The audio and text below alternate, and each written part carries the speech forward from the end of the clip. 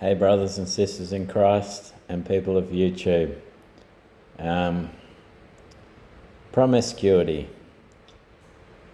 In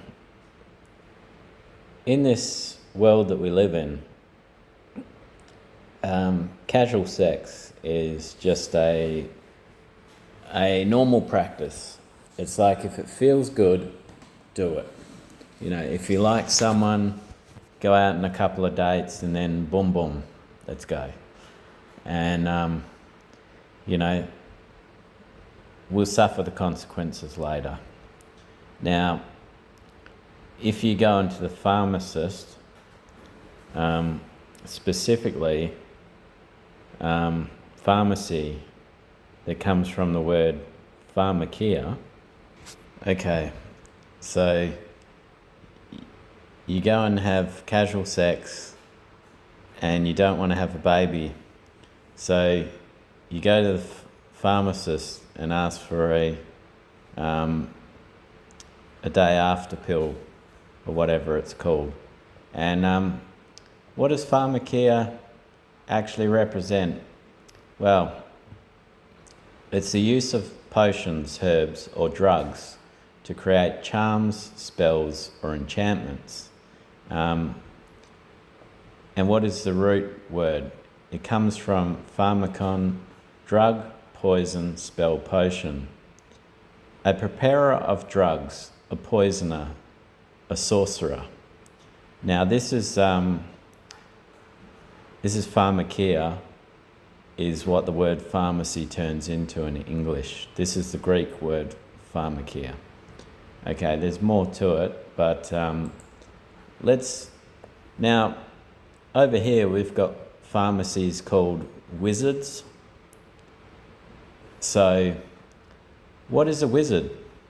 A male practitioner of magic, sorcery, or divination, often referred to as a knowing one or a medium who communicates with spirits. Now that's pretty out there.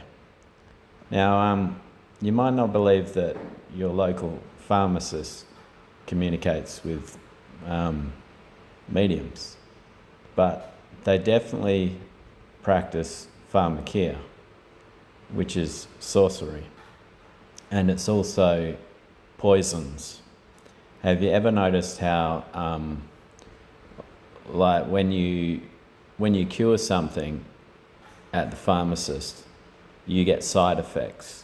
So what used to happen in the old days with an alchemist, which is also a meaning for pharmakia, but they covered it up. But basically, an alchemist used to have poisons, and it might be snake poison, it might be, spider venom, it could be anything. And then they'll give you a little bit of poison, they'll give you a little cocktail, and it's like, okay, this cures your herpes, but it gives you another side effect, whatever it was. But so the modern alchemist is the pharmacist. And what does God think about child sacrifice?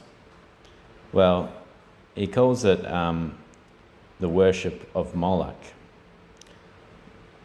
Molech is an ancient deity associated in the Hebrew Bible with child sacrifice. So think about this. Some expert Satanist has convinced people that a baby is not born till it comes to 3 months and comes to term. So until then, you can just go and get it aborted if you like, and literally it's not a life. But God sees differently, and I do as well, that as soon as you have done the deed, that sperm swam into that egg. That's a life form. And as soon as you take that little pill from the pharmacist, you've just sacrificed your child to Moloch. And what does the Bible say about that? Well, in Leviticus chapter 20 it reads, "And the Lord spake unto Moses, saying, Again thou shalt say to the children of Israel, Whosoever he be of the children of Israel, or of the strangers that sojourn in Israel, that giveth any of his seed unto Moloch, he shall surely be put to death. The people of the land shall stone him with stones." So God says anybody that kills a child, aka taking these pills at the pharmacist, is a murderer and should be stoned to death. "And I will set my face against that man, and I will cut him off from among his people, because he hath given of his seed unto Moloch, to defile my sanctuary, and to profane my holy name." Wow. And these are things people like to just brush under the rug and say, oh, everything's fine.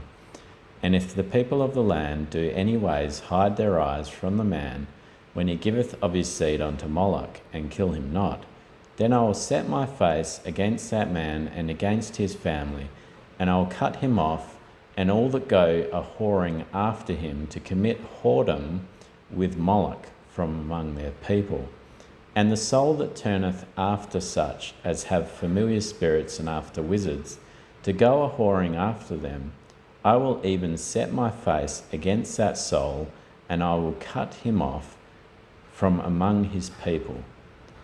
Sanctify yourselves therefore, and be ye holy, for I am the Lord your God. And ye shall keep my statutes and do them. I am the Lord which sanctifies you. For every one that curseth his father or his mother shall surely be put to death. He hath cursed his father or his mother, his blood shall be upon him. And the man that committeth adultery with another man's wife, even he that committeth adultery with his neighbour's wife, the adulterer and the adulteress shall surely be put to death.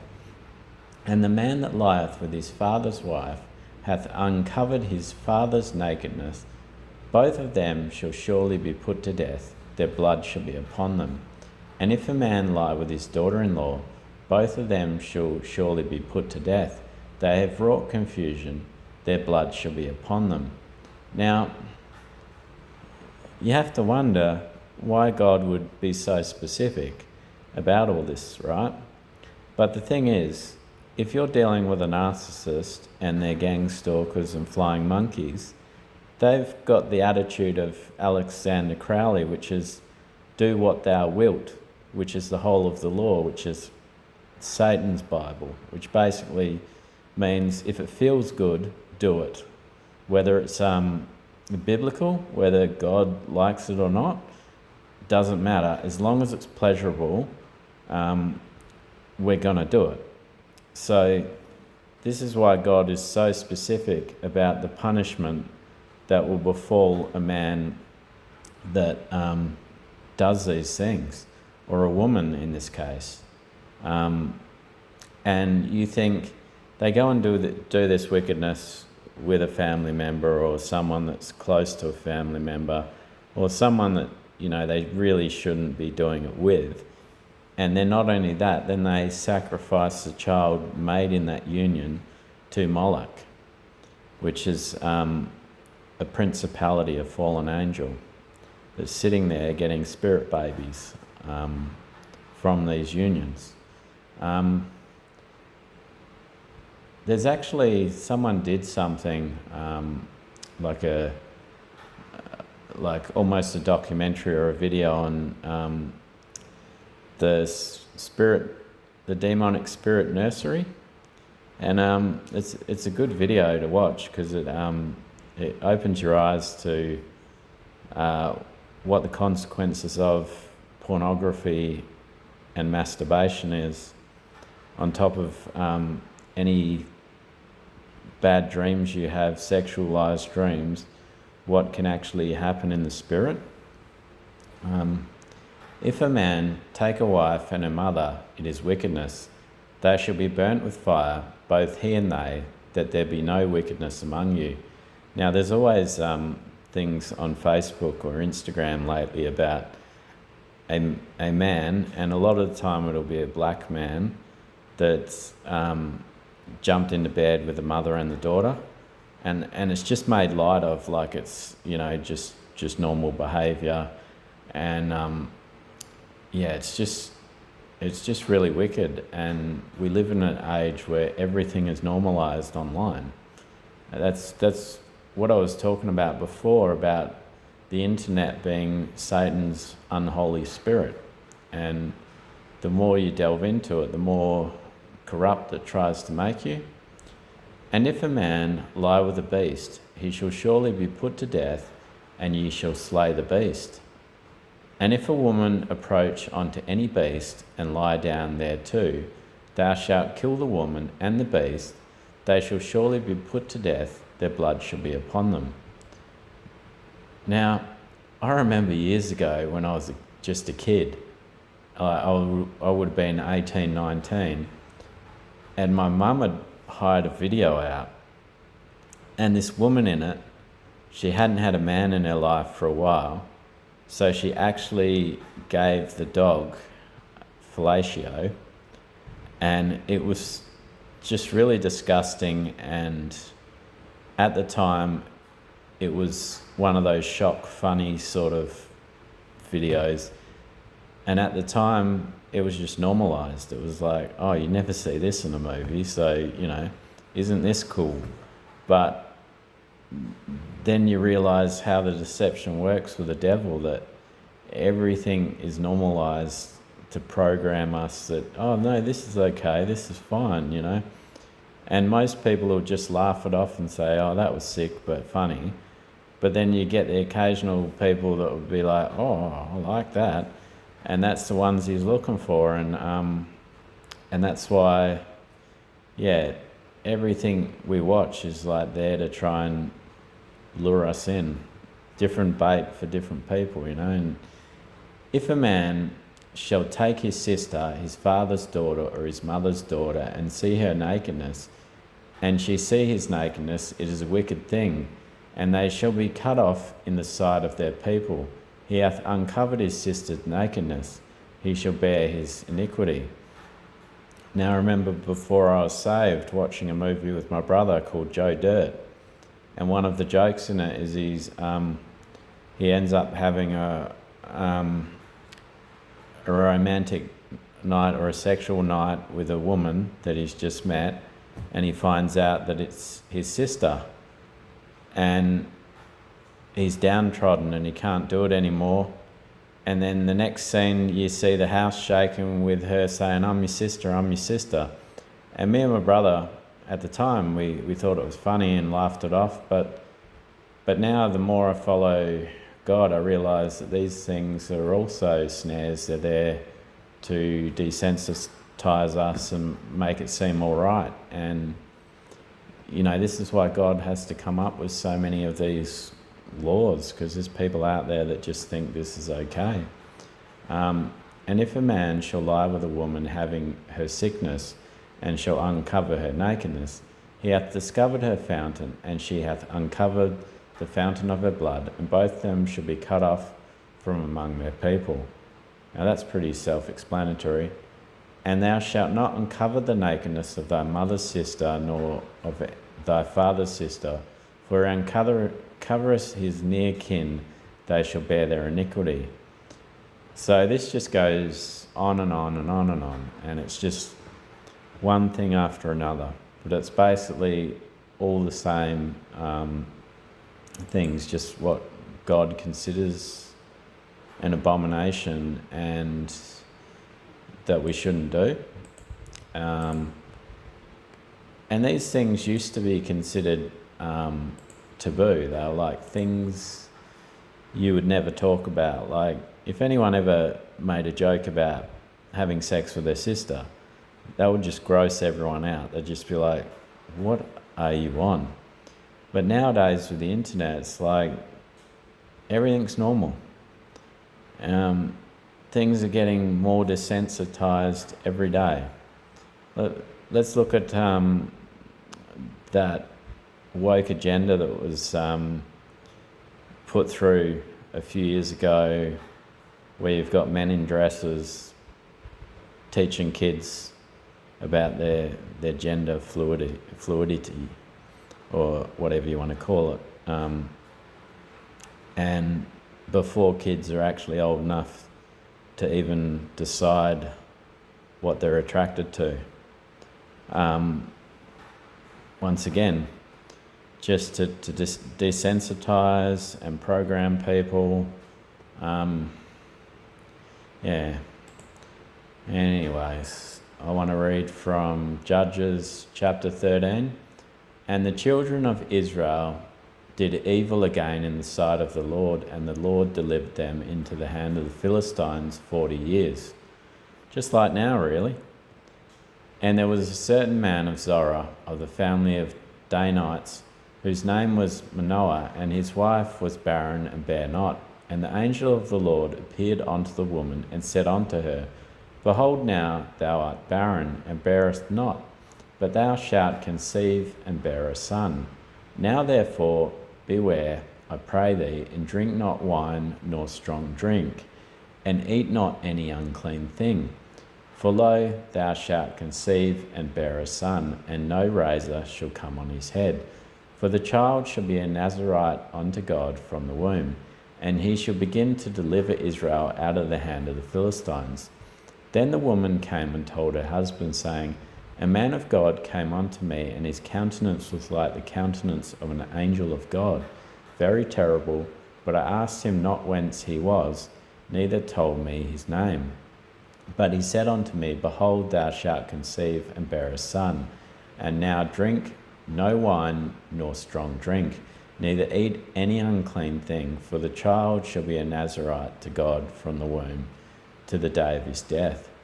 Now what's funny is there's verses in the Bible about not touching any unclean thing, and what I've noticed with my job a lot, because of all the gang stalkers and stuff, there's certain people that want to actually grab your hand, they want to shake your hand, they want to touch you. And it's like God says not to touch any unclean thing, and it's like he wants you to remain holy. And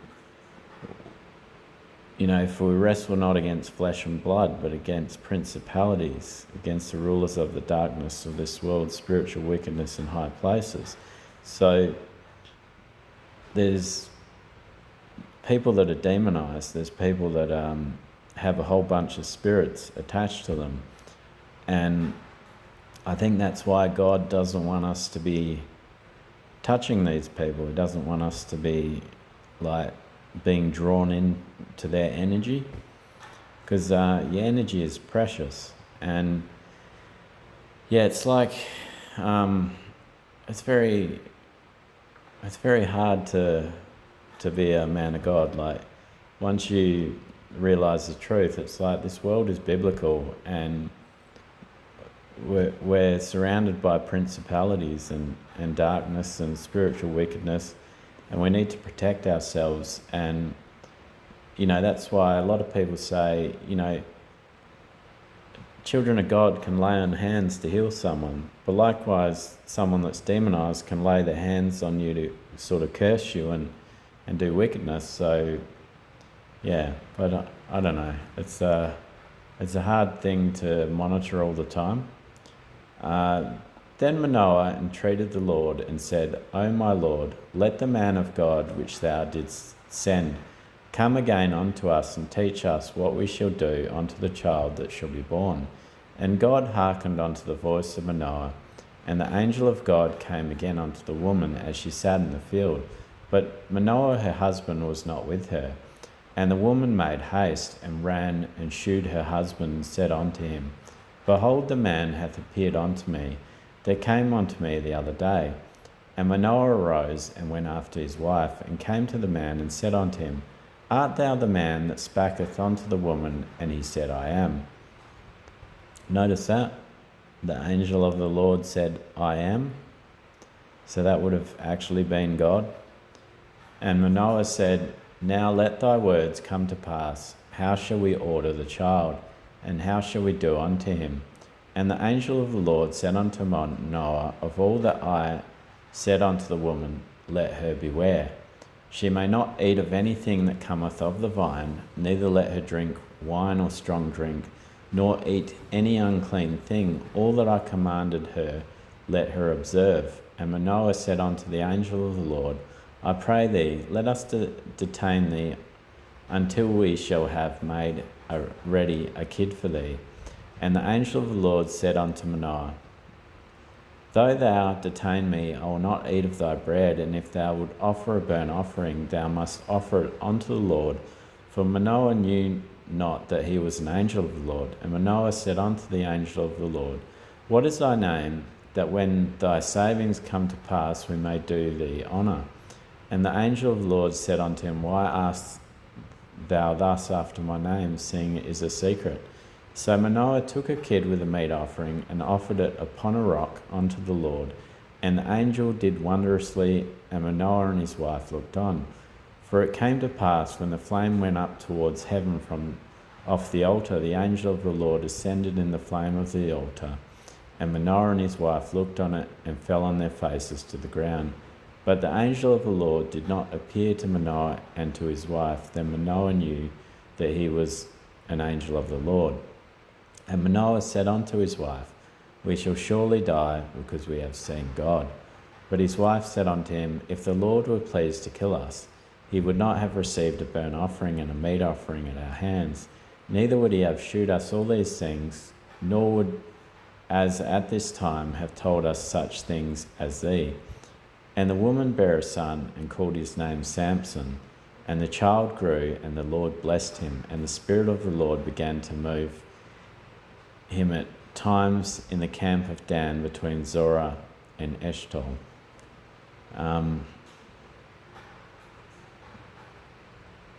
So I've got this argument about the gay woke agenda, as well as kids killed and sacrificed to Moloch. That imagine God had planned out the kids that you have in your life, and some of them had divine purposes. And so, for instance, if you're a person that's just discovered or decided that you're going to be gay, and all of a sudden you can't have kids in the traditional way with your partner, so that bloodline that God had for you never exists. Those kids never get born, and they were meant to do something great. You had a strong bloodline, and it's just gone now. And not only that, but maybe you're the only child in a family, and you've decided you're going to be gay, and then you've killed the whole bloodline, and the devil's just like laughing at you. And the same thing with kids that were born into an affair. Like, look at what happened with Solomon and Bathsheba. You know, they weren't doing the right thing, and then Solomon was born. And even though David was doing the right thing by then, it didn't start off in the right way, but still God had a plan for that child. And all these people are just sacrificing all these kids that they have so they can have some temporary pleasure. So, it's like they've killed essentially kids that God had planned to be important. And I want to read from Matthew chapter 22, verses 1 to 14. And Jesus answered and spake unto them again by parables, and said, The kingdom of heaven is like unto a certain king which made a marriage for his son, and sent forth his servants to call them that were bidden to the wedding, and they would not come.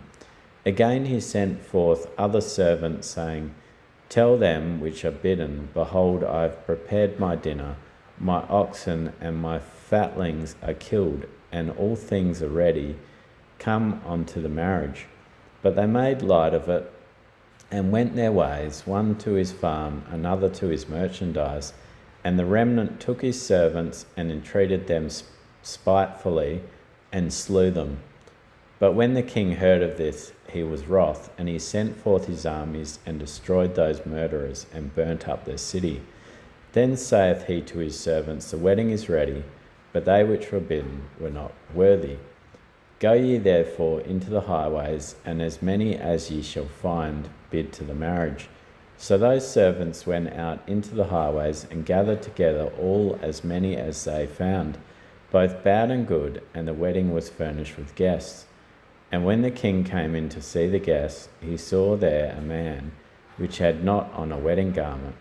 And he saith unto him, Friend, how camest thou in hither, not having a wedding garment? And he was speechless. Then said the king to the servants, Bind him hand and foot, and take him away, and cast him into utter darkness. There shall be weeping and gnashing of teeth. For many are called, but few are chosen.